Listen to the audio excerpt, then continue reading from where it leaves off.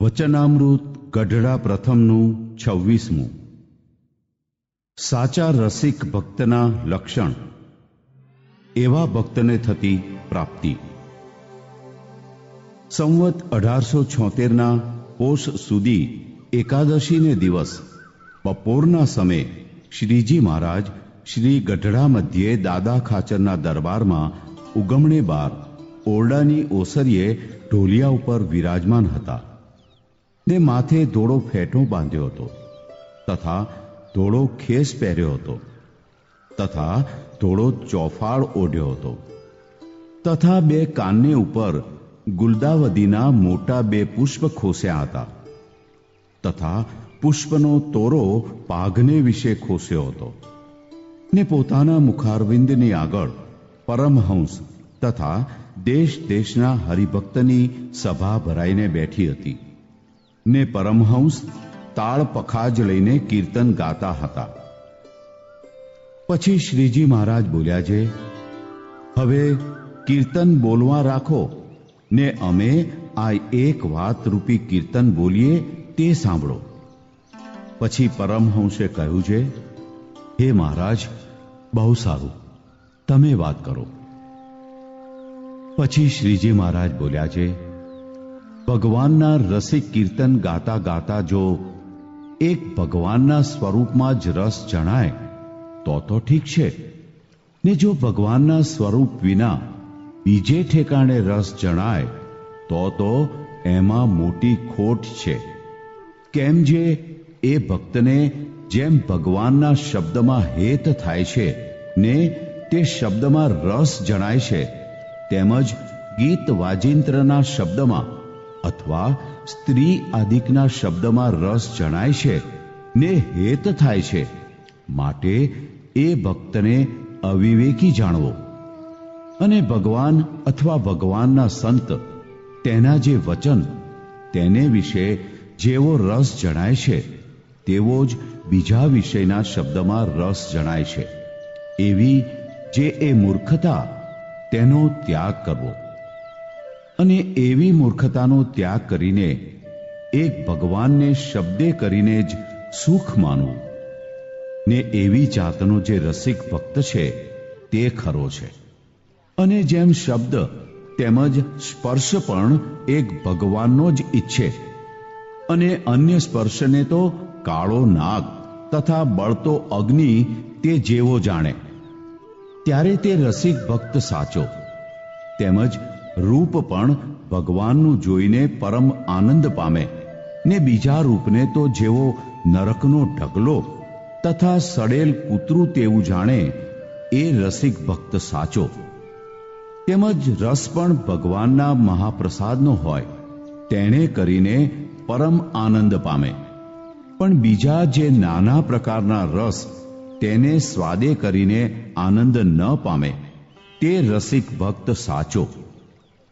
તેમજ ભગવાનને ચડ્યા એવા જે તુલસી પુષ્પના હાર તથા નાના પ્રકારની સુગંધીએ યુક્ત એવા અત્તર ચંદનાદિક તેની સુગંધીને ગ્રહણ કરીને પરમ આનંદ પામે, પણ કોઈ અન્ય વિષયી જીવે દેહે અત્તર ચંદનાદિક ચર્ચ્યા હોય અથવા પુષ્પના હાર પહેર્યા હોય તેના સુગંધને પામીને રાજી ન જ થાય, એવી રીતે પંચે વિષય ભગવાન સંબંધી હોય તેને વિશે અતિશય પ્રીતિવાન થાય અને જગત સંબંધી જે પંચ વિષય તેને વિશે અતિશય અભાવે યુક્ત વર્તે તે રસિક ભક્ત સાચો છે. અને રસિક ભક્ત થઈને જેમ ભગવાન સંબંધી વિષયને યોગે કરીને આનંદ પામે છે, તેમજ અન્ય સંબંધી જે શબ્દ, સ્પર્શ, રૂપ, રસ ને ગંધ તેને યોગે કરીને જો આનંદ પામે છે તો એ ખોટો રસિક ભક્ત છે. કેમ જેમ ભગવાનને વિશે આનંદને પામ્યો તેમજ વિષયને વિશે પણ આનંદ પામ્યો, માટે એવા રસિકપણાને ને એવી ઉપાસનાને ખોટી કરી નાખવી. કાજે ભગવાન તો કાંઈ ખોટા નથી, પણ એનો ભાવ ખોટો છે. અને જેવા અન્ય પદાર્થને જાણ્યા તેવા જ ભગવાનને પણ જાણ્યા, માટે એની ભક્તિ ને એનું રસિકપણું તે ખોટું કહ્યું. હવે જેમ સ્થૂળ દેહ ને જાગ્રત અવસ્થામાં પંચ વિષયનો વિવેક કહ્યો, તેમજ સૂક્ષ્મ દેહ ને સ્વપ્ન અવસ્થા તેને વિશે સૂક્ષ્મ પંચ વિષય છે. તે સ્વપ્નમાં જ્યારે ભગવાનની મૂર્તિને દેખીને તે ભગવાન સંબંધી શબ્દ, સ્પર્શ, રૂપ, રસ ને ગંધે કરીને જેવો આનંદ પમાય, તેવો ને તેવો જ જો અન્ય પંચ વિષયને દેખીને સ્વપ્નમાં આનંદ પમાય, તો તે ભક્તનું રસિકપણું ખોટું છે. અને સ્વપ્નમાં કેવળ ભગવાનને સંબંધે કરીને આનંદ પામતો હોય ને અન્ય વિષયને વિશે ઉલટા અન્નની પેઠે અભાવ રહેતો હોય, તો એ રસિક ભક્ત સાચો છે.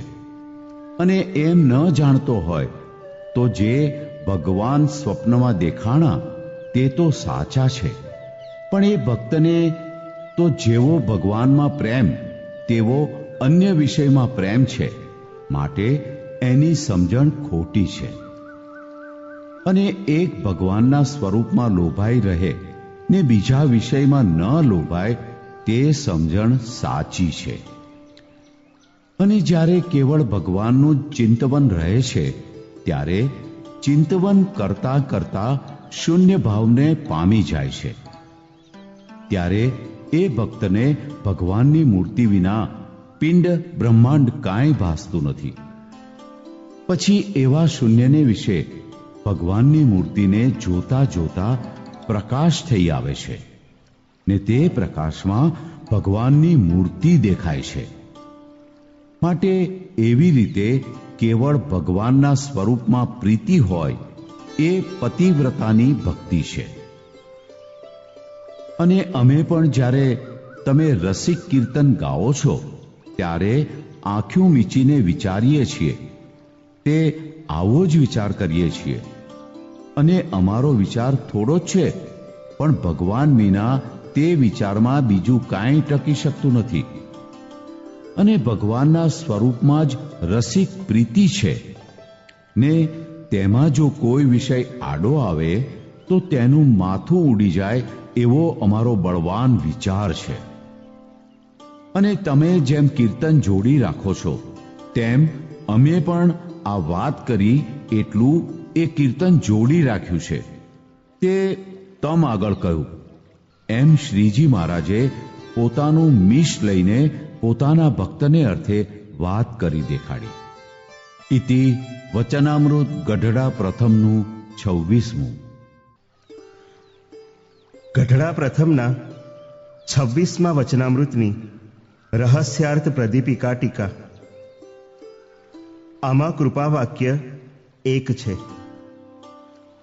જેમાં પહેલી બાબતમાં શ્રીજી મહારાજે કહ્યું છે, જે અમારા સંબંધી પંચ વિષયમાં પ્રીતિવાન હોય ને જગત સંબંધી પંચ વિષયમાં અભાવ રહે, તે સ્થૂળ દેહ ને જાગ્રત અવસ્થાનો વિવેક છે.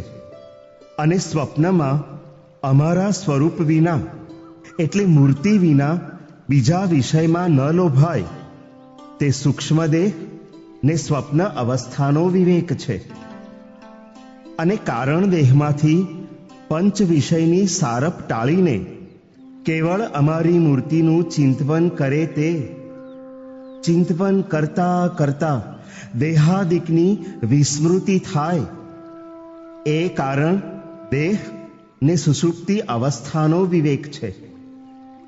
અને શૂન્ય ભાવ એટલે આકાશવત નિર્લેપ કહેતા માયાથી રહિત નિર્ગુણ થઈને પોતાને વિશે અમારી મૂર્તિને જોતા જોતા પ્રકાશ થઈ આવે, ને તે પ્રકાશમાં અમારી મૂર્તિ દેખાય છે, તે જીવાત્માનો વિવેક છે.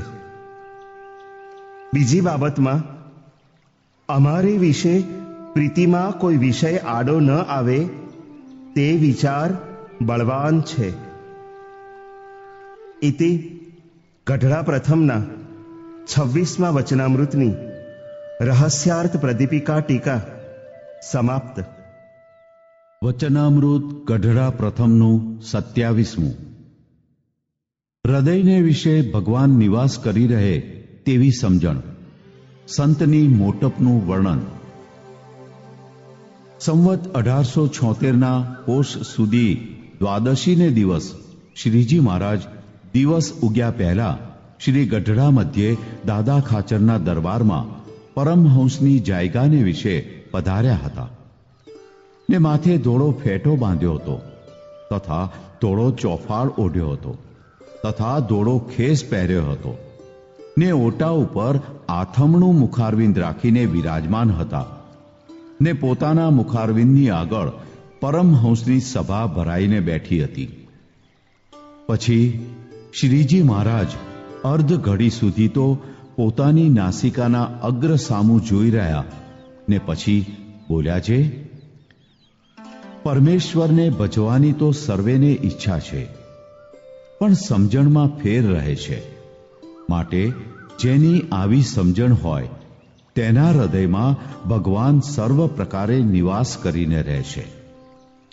તેની વિગત જે એમ સમજતો હોય જે આ પૃથ્વી જેની રાખી સ્થિર રહી છે ને ડોલાવી ડોલે છે તથા આ તારામંડળ જેનું રાખ્યું અદ્ધર રહ્યું છે તથા જેના વર્ષાવ્યા મેઘ વર્ષે છે તથા જેની આજ્ઞાએ કરીને સૂર્ય ચંદ્ર ઉદય અસ્તપણાને પામે છે તથા ચંદ્રમાની કળા વધે ઘટે છે તથા પાળ વિનાનો સમુદ્ર જેની મર્યાદામાં રહે છે તથા જળના બિંદુમાંથી મનુષ્ય ઉત્પન્ન થાય છે ને તેને હાથ પગ નાક કાન એ આદિક 10 ઇન્દ્રિયો થઈ આવે છે તથા આકાશને વિશે અદ્ધર જળ રાખી મૂક્યું છે ને તેમાં ગાજવીજ થાય છે. એવા અનંત આશ્ચર્ય છે તે સર્વે મુને મળ્યા. એવા જે ભગવાન તેના કર્યા થાય છે એમ સમજે, પણ પ્રગટ પ્રમાણ જે આ ભગવાન તે વિના બીજો કોઈ એ આશ્ચર્યનો કરનારો છે એમ માને નહીં. અને પૂર્વે જે અનંત પ્રકારના આશ્ચર્ય થઈ ગયા છે તથા હમણાં જે થાય છે તથા આગળ થાશે તે સર્વે મુને મળ્યા. એવા જે પ્રત્યક્ષ ભગવાન તે વતે જ થાય છે એમ સમજે અને વળી પોતે એમ સમજતો હોય જે ચાહે કોઈ મારી ઉપર ધૂળ નાખો, ચાહે કોઈ ગમે તેવું અપમાન કરો, ચાહે કોઈ હાથીએ બેસારો, ચાહે કોઈ નાક કાન કાપીને ગધેડે બેસારો, તેમાં મારે સંભાવ છે. તથા જેને રૂપવાન એવી યૌવન સ્ત્રી અથવા કુરૂપવાન સ્ત્રી અથવા વૃદ્ધ સ્ત્રી તેને વિશે તુલ્ય ભાવ રહે છે તથા સુવર્ણનો ઢગલો હોય તથા પથ્થરનો ઢગલો હોય તે બેયને જે તુલ્ય જાણે છે એવી જાતના જ્ઞાન ભક્તિ વૈરાગ્યાદિક જે અનંત શુભ ગુણ તેણે યુક્ત જે ભક્ત હોય તેના હૃદયમાં ભગવાન નિવાસ કરે છે. પછી તે ભક્ત જે તે ભગવાનને પ્રતાપે કરીને અનંત પ્રકારના ઐશ્વર્યને પામે છે અને અનંત જીવના ઉદ્ધારને કરે છે અને એવી સામર્થ્ય યુક્ત થકો પણ અન્ય જીવના માન અપમાનને સહન કરે છે. એ પણ મોટી સામર્થ્ય છે. કાજે સમર્થ થકા જળના કરવી તે કોઈથી થાય નહીં, એવી રીતે જળના કરે તેને અતિ મોટા જાણવા. અને એ સમર્થ તો કેવો છે જે પોતાના નેત્રમાં ભગવાન જોનારા છે તે બ્રહ્માંડમાં જેટલા જીવ પ્રાણી છે તેના નેત્રને પ્રકાશે છે. અને પોતાના પગમાં ચાલનારા જે ભગવાન તે બ્રહ્માંડમાં સર્વે જીવના પગને વિશે ચાલવાની શક્તિને પોષે છે. એમ એ સંતની 14 ઇન્દ્રિયો દ્વારે કરીને બ્રહ્માંડમાં સર્વે જીવોની ઇન્દ્રિયોને સચેતન કરે છે. માટે એ સંત તો સર્વે જગતના આધારરૂપ છે. તે તુચ્છ જીવનું અપમાન સહે તે એમની એ અતિશય મોટેપ છે ને એવી રીતની ક્ષમાવાળા છે તે જ અતિ મોટા છે. અને જે આંખ્યું કાઢીને પોતાથી ગરીબ હોય તેને બીવરાવે છે ને મનમાં જાણે જે હું મોટો થયો છું પણ એ મોટો નથી, અથવા સિદ્ધાઈ દેખાડીને લોકોને ડરાવે છે, એવા જે જગતમાં જીવ છે તે ભગવાનના ભક્ત નથી, એ તો માયાના જીવ છે અને યમપુરીના અધિકારી છે. ને એવાની જે મોટેપ છે તે સંસારના માર્ગમાં છે. જેમ સંસારમાં જેને ઘોડું ચડવા ન હોય તેથી જેને ઘોડું હોય તે મોટો, અને એક ઘોડું જેને હોય તેથી જેને 5 ઘોડા હોય તે મોટો, એમ જેમ જેમ અધિક સંપત્તિ હોય તેમ સંસાર વ્યવહારમાં અતિ મોટો કહેવાય, પણ પરમેશ્વર ભજ્યામાં એ મોટો નથી. અને જેની મતિ એવી હોય જે આ સ્ત્રી તો અતિશય રૂપવાન છે ને આ વસ્ત્ર તો અતિશય સારું છે, અને આ બેડી તો ઘણી સારી છે, અને આ તુંબડી તો અતિશય સારી છે, ને આ પાત્ર તો અતિશય સારું છે, એવી રીતના જે ગૃહસ્થ તથા ભેખધારી તે સર્વે તુચ્છ બુદ્ધિવાળા છે. ત્યારે તમે કહેશો જે એનું કલ્યાણ થશે કે નહીં થાય? તો કલ્યાણ તો પામર જેવો સત્સંગમાં હોય તેનુંય થાય છે, પણ મોરે કહી એવી જે સંતતા તે એમાં કોઈ દાડે આવતી નથી, તથા પૂર્વે કહ્યા એવા જે સંત તેના જે ગુણ તે પણ એવામાં આવતા નથી, કાજે એ પાત્ર થયો નથી. એમ વાત કરીને જય સચ્ચિદાનંદ કહીને શ્રીજી મહારાજ દાદા ખાચરના દરબારમાં પોતાને ઉતારે પધાર્યા. ઇતિ વચનામૃત ગઢડા પ્રથમનું 27મું. ગઢડા પ્રથમના 27મા વચનામૃતની રહસ્યાર્થ પ્રદીપિકા ટીકા. આમાં કૃપા વાક્ય એક છે, જેમાં પહેલી બાબતમાં અમને સર્વે કરતા હરતા જાણે અને માન અપમાન તથા સર્વ પદાર્થને વિશે સમભાવ થાય તેના હૃદયમાં અમે નિવાસ કરીએ છીએ. પછી તે ભક્ત અમારે પ્રતાપે કરીને અનંત ઐશ્વર્યને પામે છે ને અનંત જીવોના ઉદ્ધારને કરે એવો સમર્થ થાય છે. બીજી બાબતમાં ગરીબને બિવરાવે તથા સિદ્ધાઈ દેખાડીને લોકોને બિવરાવે તે માયાના જીવ છે ને યમપુરીના અધિકારી છે. ત્રીજી બાબતમાં રૂપવાન સ્ત્રી, સારી મેળી, સારું વસ્ત્ર તેમાં મોહ પામે એવા ગૃહસ્થ તથા સારી તુંબડી, સારું પાત્ર તેમાં મોહ પામે એવા ત્યાગી તે તુચ્છ બુદ્ધિવાળા છે, એમ શ્રીજી મહારાજે કહ્યું છે. પ્રશ્ન 1. પહેલી બાબતમાં આગળ થઈ ગયા ને આજ થાય છે ને આગળ થશે તે સર્વે આશ્ચર્ય અમારા જાણવા, એમ શ્રીજી મહારાજે કહ્યું. તે આગળ તો બીજા અવતારોએ આશ્ચર્ય કર્યા છે, અને પછી થશે તે પણ બીજા અવતારો થશે. તે કરશે તે બીજા અવતારોના કરેલા આશ્ચર્ય તે શ્રીજી મહારાજના કેવી રીતે જાણવા? ઉત્તર 1. શ્રીજી મહારાજના આપેલા ઐશ્વર્ય વડે કરીને સર્વે અવતારો આશ્ચર્ય જણાવે છે, માટે સર્વે આશ્ચર્ય શ્રીજી મહારાજના છે એમ જાણવું. પ્રશ્ન 2. જ્ઞાન, ભક્તિ, વૈરાગ્યાદિક અનંત શુભ ગુણે સંપન્ન થાય અને તેમાં શ્રીજી મહારાજ નિવાસ કરે ત્યારે તે ભક્ત કેવો કહેવાય? ઉત્તર 2. શ્રીજી મહારાજ નિવાસ કરે ત્યારે તે ઉત્તમ એકાંતિક ભક્ત કહેવાય. પ્રશ્ન 3.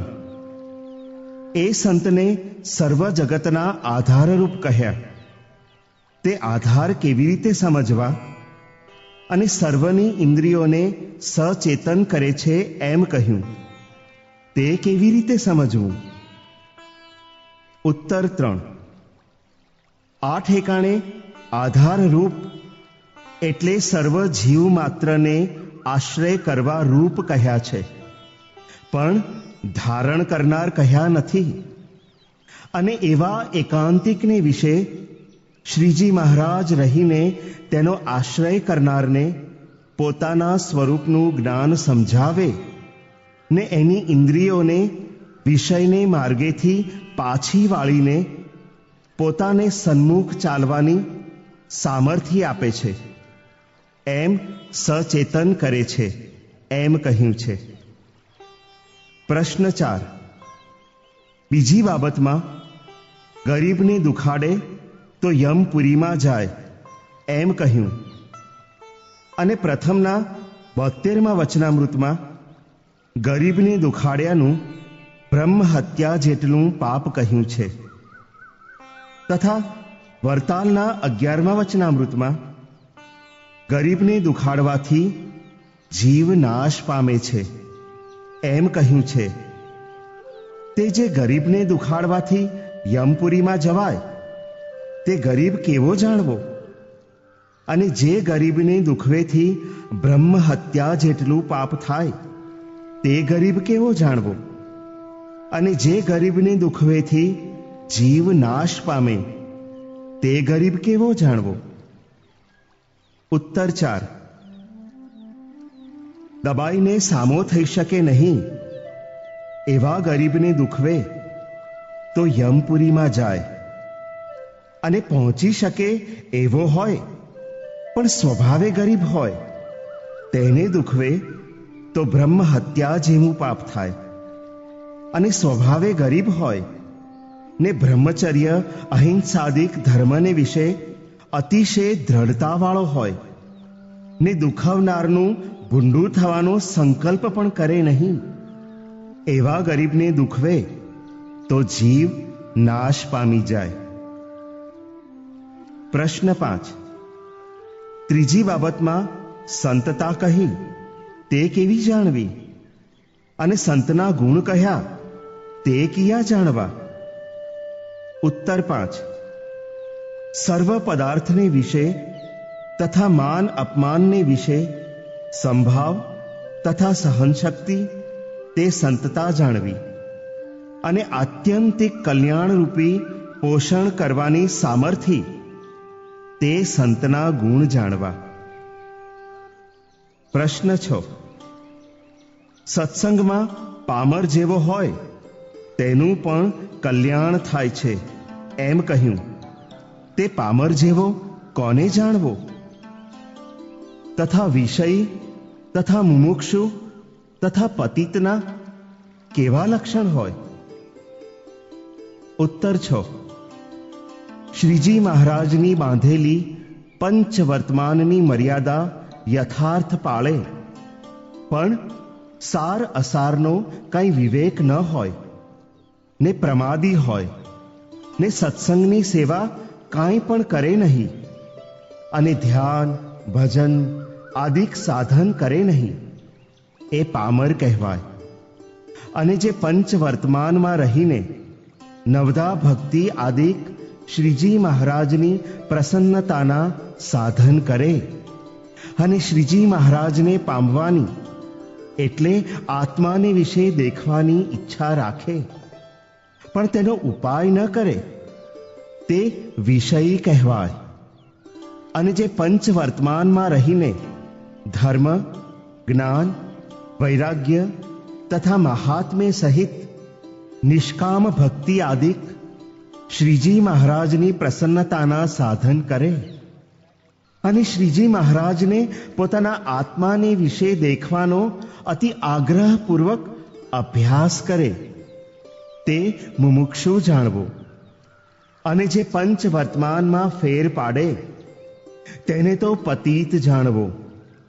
ને તેનાથી કોઈ સાધન સિદ્ધ થાય જ નહીં, ને તેનું કલ્યાણ પણ થાય જ નહીં. ઇતિ ગઢડા પ્રથમના 27મા વચનામૃતની રહસ્યાર્થ પ્રદીપિકા ટીકા સમાપ્ત. વચનામૃત ગઢડા પ્રથમનું 28મું. સત્સંગમાં વધવા ઘટવાનું કારણ. સંવત 1876ના પોષ સુધી 14ને દિવસ શ્રીજી મહારાજ શ્રી ગઢડા મધ્યે દાદા ખાચરના દરબારમાં શ્રી વાસુદેવ નારાયણના ઓરડાની હારે જે ઓરડો તેની ઓસરીએ ઢોલિયા ઉપર વિરાજમાન હતા, ને સર્વે શ્વેત વસ્ત્ર ધારણ કર્યા હતા, ને પોતાના મુખારવિંદની આગળ સાધુની જમવા પંક્તિ થઈ હતી. તે સમયે શ્રીજી મહારાજ બોલ્યા છે, જે સત્સંગી સત્સંગમાંથી પાછો પડવાનો હોય તેને અસદ વાસનાની વૃદ્ધિ થાય છે, ને તેને પ્રથમ તો દિવસે દિવસે સત્સંગી માત્રનો અવગુણ આવે છે, ને પોતાના હૈયામાં એમ જાણે છે સર્વે સત્સંગી તો અણસમજુ છે ને હું સમજુ છું એમ સર્વેથી અધિક પોતાને જાણે, ને રાત્રિ દિવસ પોતાના હૈયામાં મૂંઝાયા કરે, અને દિવસમાં કોઈ ઠેકાણે સુખે કરીને બેસે નહીં, ને રાત્રિમાં સૂએ તો નિદ્રા પણ આવે નહીં, ને ક્રોધ તો ક્યારેય મટે જ નહીં, ને અધબળેલા કાષ્ઠની પેઠે ધૂંધવાયા કરે, એવું જેને વર્તે ત્યારે તેને એમ જાણીએ જે એ સત્સંગમાંથી પડવાનો થયો છે. ને એવો હોય ને તે જેટલા દિવસ સત્સંગમાં રહે પણ તેના હૈયામાં કોઈ દિવસ સુખ આવે નહીં, ને અંતે પાછો પડી જાય છે. અને સત્સંગમાં જેને વધારો થવાનો હોય તેને શુભ વાસના વૃદ્ધિ પામે છે, ત્યારે તેને દિવસે દિવસે સત્સંગી માત્રનો હૈયામાં ગુણ જ આવે, અને સર્વે હરિભક્તને મોટા સમજે, ને પોતાને ન્યૂન સમજે, ને આઠે પહોર તેના હૈયામાં સત્સંગનો આનંદ વર્ત્યા કરે. એવા લક્ષણ જ્યારે હોય ત્યારે જાણીએ જે શુભ વાસના વૃદ્ધિ પામી છે, ને તે જેમ જેમ વધુ વધુ સત્સંગ કરે તેમ તેમ વધુ વધુ સમાસ થતો જાય, ને અતિશય મોટેપને પામી જાય છે. એવી રીતે શ્રીજી મહારાજ વાત કરીને જય સચ્ચિદાનંદ કહીને પોતાને આસને પધાર્યા. ઇતિ વચનામૃત ગઢડા પ્રથમનું 28મું. ગઢડા પ્રથમના 28મા વચનામૃતની રહસ્યાર્થ પ્રદીપિકા ટીકા. આમાં કૃપા વાક્ય એક છે, જેમાં પહેલી બાબતમાં જે સત્સંગમાંથી પાછો પડવાનો હોય તેને અસદ વાસના વૃદ્ધિ પામે, ને સત્સંગી માત્રનો અવગુણ આવે, ને પાછો પડી જાય. બીજી બાબતમાં સત્સંગમાં વધારો થવાનો હોય તેને શુભ વાસના વૃદ્ધિ પામે, ને સત્સંગીનો ગુણ આવે, ને સત્સંગમાં મોટ્યપ પામે, એમ શ્રીજી મહારાજે કહ્યું છે. પ્રશ્ન 1. બીજી બાબતમાં આનંદ વર્તે તથા મોટ્યપ પામે એમ કહ્યું, તે આનંદ ને મોટ્યપ શી સમજવી? ઉત્તર 1. શ્રીજી મહારાજનો નિશ્ચય સર્વોપરી હોય ને પંચ વર્તમાન દ્રઢપણે પાળતા હોય તેવા સત્સંગી માત્રનો ગુણ આવે, તેણે કરીને તેમને વિશેથી મનુષ્ય ભાવ ટળીને મુક્તપણાની બુદ્ધિ થાય, જે મુને સાક્ષાત શ્રી સ્વામિનારાયણ ભગવાનના મુક્ત મળ્યા ને દેહ મૂકીને જેને પામવા હતા તે છતે દેહે મળ્યા એમ જાણે. તેથી આનંદ આવે તે સત્સંગનો આનંદ જાણવો અને પોતે મુક્ત થાય તે અતિશય મોટ્યપ સમજવી. ઇતિ ગઢડા પ્રથમના 28મા વચનામૃતની રહસ્યાર્થ પ્રદીપિકા ટીકા સમાપ્ત. વચનામૃત ગઢડા પ્રથમનું 29મું. ભક્તિનું બળ વૃદ્ધિ પામ્યાનો તથા અંતરશુદ્ધિના ઉપાય. સંવત 1876ના પોષ સુધી પૂનમને દિવસ સાંજને સમયે શ્રીજી મહારાજ શ્રી ગઢડા મધ્યે દાદા ખાચરના દરબારમાં આથમણે બાર ઓરડાની ઓસરીએ ઢોલિયા ઉપર વિરાજમાન હતા અને ધોળો ખેસ પહેર્યો હતો ને ધોળી ચાદર ઓઢી હતી ને માથે ધોળો ફેંટો બાંધ્યો હતો ને ધોળા પુષ્પના હાર પહેર્યા હતા ને પાઘને વિશે ધોળા પુષ્પનો તોરો લટકતો હતો ને પોતાના મુખારવિંદની આગળ સાધુ તથા દેશ દેશના હરિભક્તની સભા ભરાઈને બેઠી હતી. પછી શ્રીજી મહારાજ બોલ્યા છે, પ્રશ્ન પૂછો. ત્યારે ગોપાળાનંદ સ્વામીએ પૂછ્યું છે, ધર્મ, જ્ઞાન, વૈરાગ્ય સહિત જે ભક્તિ તેનું બળ વૃદ્ધિ કેમ પામે? ત્યારે શ્રીજી મહારાજ બોલ્યા છે, એના ઉપાય 4 છે. એક તો પવિત્ર દેશ, બીજો રૂડો કાળ, ત્રીજી શુભ ક્રિયા અને ચોથો સત્પુરુષનો સંગ. તેમાં ક્રિયાનું સમર્થપણું તો થોડું છે ને દેશ, કાળ ને સંગનું કારણ વિશેષ છે. કેમ જે જો પવિત્ર દેશ હોય, પવિત્ર કાળ હોય ને તમ જેવા સંતનો સંગ હોય તો ત્યાં ક્રિયા રૂડી જ થાય.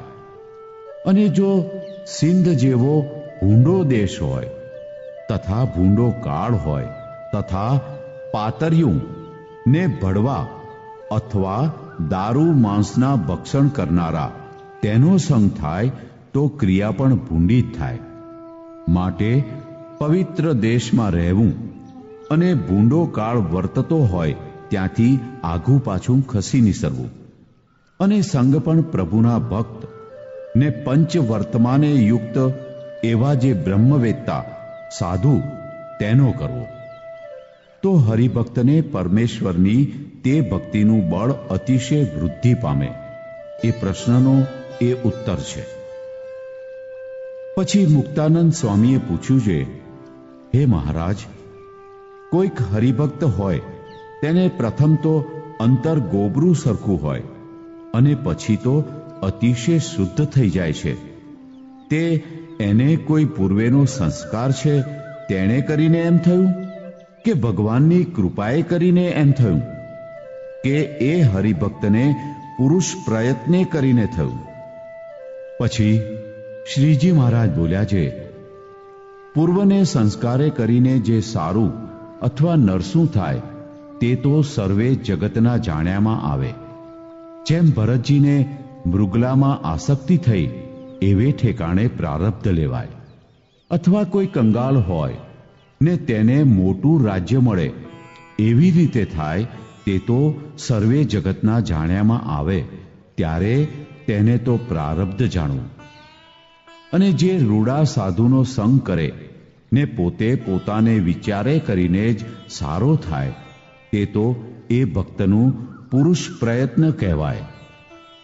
પછી શ્રીજી મહારાજે પોતાની વાત કરી છે, અમે જે સાધન કર્યા હતા તેને વિશે કોઈ રીતે દેહ રહે જ નહીં ને તેમાં પણ દેહ રહ્યો તેને પ્રારબ્ધ કહીએ.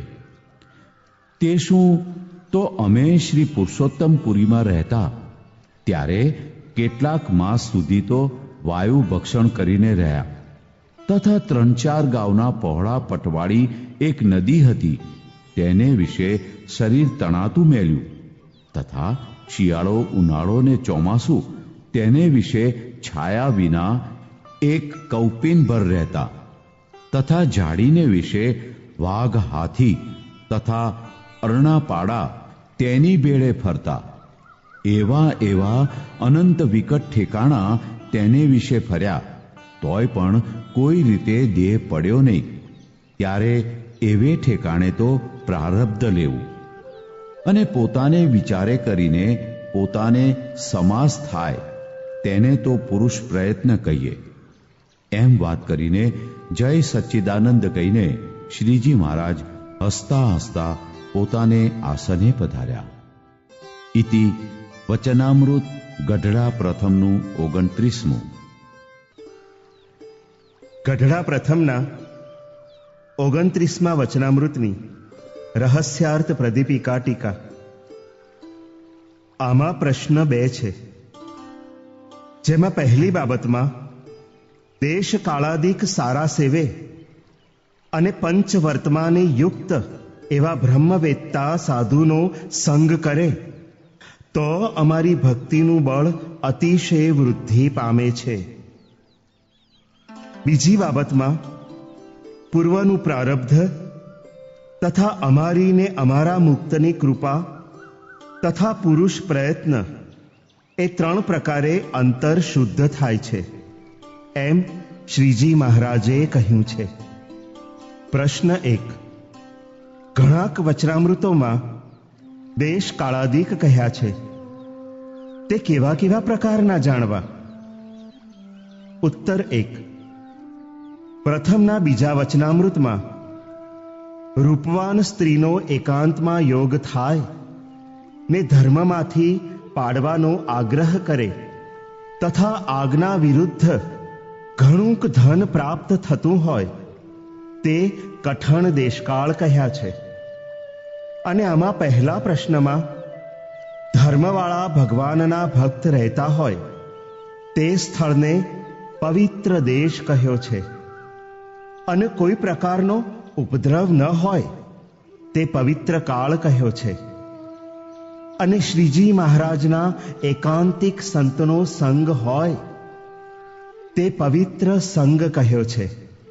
અને જે સ્થળમાં પાપી પુરુષો રહેતા હોય તે સ્થળને ભૂંડો દેશ કહ્યો છે. અધર્મીજનો ભગવાન ભજવામાં તથા ધર્મ પાળવામાં વિઘ્ન કરતા હોય તે ભૂંડો કાળ કહ્યો છે. અને ઉપર કહ્યા એવા પાપી પુરુષોનો સંગ થાય તે ભૂંડો સંગ કહ્યો છે. અને પ્રથમના 55મા વચનામૃતમાં તથા મધ્યના 32મા અને 39મા વચનામૃતમાં તથા છેલ્લાના 14મા, 15મા અને 35મા વચનામૃતમાં ભૂંડા તથા રૂડા દેશાદિક કહ્યા તે આ વચનામૃતમાં ભૂંડા તથા પવિત્ર દેશાદિક કહ્યા તેવા જાણવા. અને પ્રથમના 59મા વચનામૃતમાં શુભ અશુભ દેશ કાળાદિકના હેતુ પુરુષને કહ્યા છે. અને પ્રથમના 78મા વચનામૃતમાં જે સ્થળમાં શત્રુ બહુ રહેતા હોય તથા નાતનો તથા રાજાનો ઉપદ્રવ હોય તથા ધનનો તથા લાજનો નાશ થતો હોય તે વિષમ દેશાદિક કહ્યા છે. અને લોયાના 6ઠ્ઠા વચનામૃતમાં જે સ્થળમાં ત્યાગીઓને પોતાના દેહના સંબંધી રહેતા હોય તે દેશમાં રહેવું તે કઠણ દેશ કહ્યો છે. અને શ્રીજી મહારાજના દર્શન ભેળા સ્ત્રીઓના દર્શન થતા હોય તેવો સંગ તે કઠણ સંગ કહ્યો છે.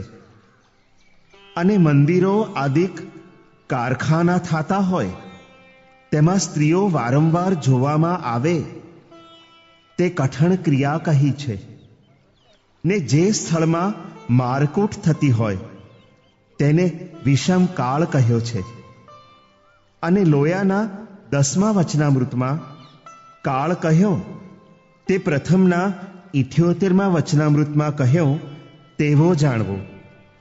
અને 6ઠ્ઠી બાબતમાં યુગના ધર્મને કાળ કહ્યો છે. તેમાં કળિયુગના ધર્મને વિષમકાળ કહ્યો છે અને લોયાના 17મા વચનામૃતમાં તથા વરતાલના 12મા વચનામૃતમાં તથા છેલ્લાના 11મા વચનામૃતમાં પ્રગટ ભગવાન જે શ્રી સ્વામી નારાયણ તેમના દ્વેષીનો સંગ થાય તે ભૂંડા દેશાદીક કહ્યા છે.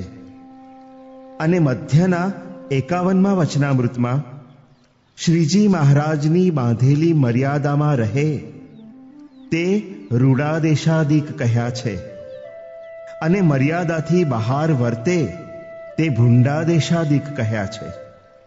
અને મધ્યના 56મા વચનામૃતમાં જે દેશમાં માન મુટ્યપનો તથા માયિક પદાર્થનો ઘણો યોગ થતો હોય તેને ભૂંડા દેશાદીક કહ્યા છે. અને છેલ્લાના 26મા વચનામૃતમાં માનરૂપી દોષને ભૂંડા દેશાદીક કહ્યા છે.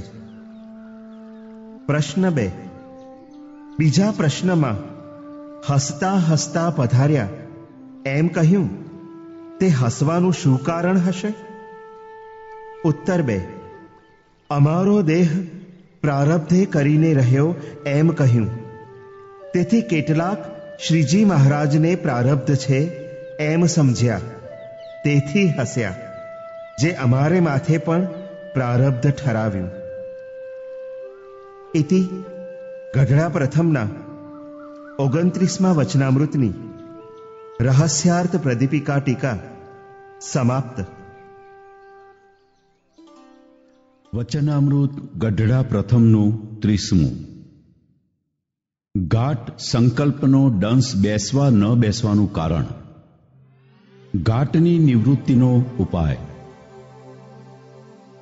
સંવત 1876ના પોષવદી પડવાને દિવસ સાંજને સમયે શ્રીજી મહારાજ શ્રી ગઢડા મધ્યે દાદા ખાચરના દરબારમાં શ્રી વાસુદેવ નારાયણના મંદિરની હારે ઉત્તરાદે બાર ઓરડાની ઓસરીએ ઢોલિયા ઉપર વિરાજમાન હતા ને ધોળો ખેસ પહેર્યો હતો ને ધોળી ચાદર ઓઢી હતી ને માથે ધોળો ફેંટો બાંધ્યો હતો ને ધોળા પુષ્પના હાર પહેર્યા હતા ને 2 કાનને વિશે ધોળા પુષ્પના ગુચ્છ ખોસ્યા હતા ને પાઘને વિશે ધોળા પુષ્પના તોરા લટકતા હતા ને ધોળા પુષ્પના બેરખા પહેર્યા હતા ને પોતાના મુખારવિંદની આગળ મુનિ તથા દેશ દેશના હરિભક્તની સભા ભરાઈને બેઠી હતી ને મુનિ મંડળ કીર્તન ગાતા હતા.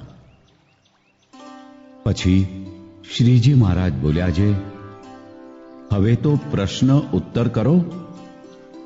ત્યારે શ્રીજી મહારાજ પ્રત્યે દીનાનાથ ભટ્ટે પૂછ્યું છે, હે મહારાજ, કોઈક સમય તો હજારનું ઘાટ થાય પણ તેનો મનને વિશે દંશ બેસે નહીં, અને કોઈક સમય તો અલ્પ ઘાટ થાય તેનો પણ મનને વિશે દંશ બેસે, તેનું કારણ શું છે? ત્યારે શ્રીજી મહારાજ બોલ્યા છે, એનું કારણ તો ગુણ છે. તે જ્યારે તમોગુણ પ્રધાન હોય ને તેમાં ઘાટ થાય ત્યારે સુષુપ્તિ સરખી અવસ્થા રહેતી હોય, માટે તેમાં ઘાટનો દંશ બેસે નહીં.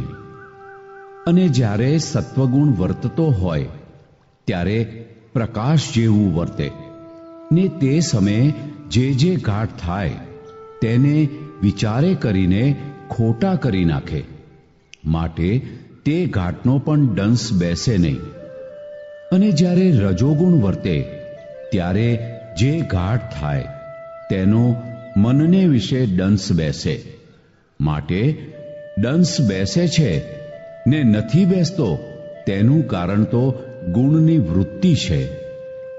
અને બુદ્ધિમાન હોય તો આ વાતને વિચારીને જે સમય ઘાટ થાય તે સમયે તે ઘાટ સામું જુએ તો પોતામાં જે ગુણ પ્રધાન વર્તતો હોય તેને ઓળખે ને ઘડી ઘડી પળ પળમાં સૂક્ષ્મ ઘાટ થાય છે તે તો કોઈના ઓળખ્યામાં આવે નહીં.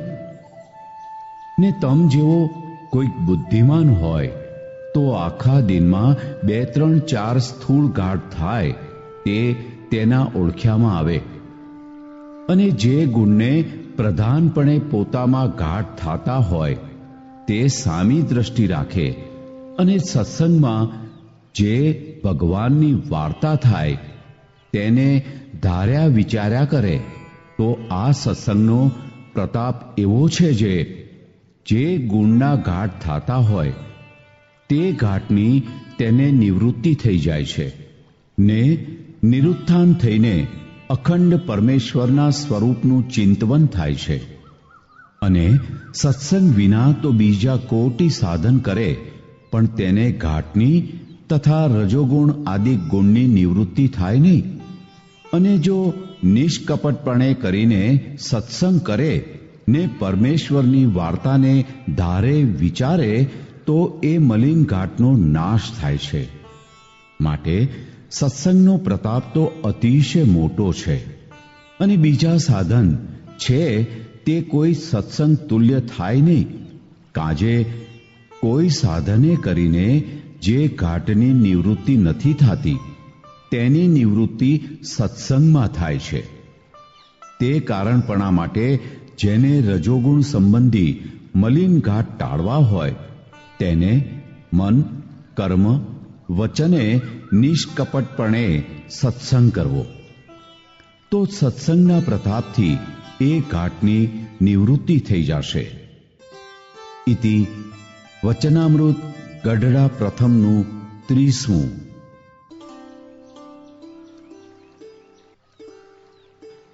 ગઢડા પ્રથમના 30મા વચનામૃતની રહસ્યાર્થ પ્રદીપિકા ટીકા. આમાં પ્રશ્ન એક છે, જેમાં પહેલી બાબતમાં રજોગુણમાં ઘાટનો દંશ બેસે છે ને નિષ્કપટપણે સત્સંગ કરે તો ઘાટની નિવૃત્તિ થઈ જાય એમ શ્રીજી મહારાજે કહ્યું છે. પ્રશ્ન 1.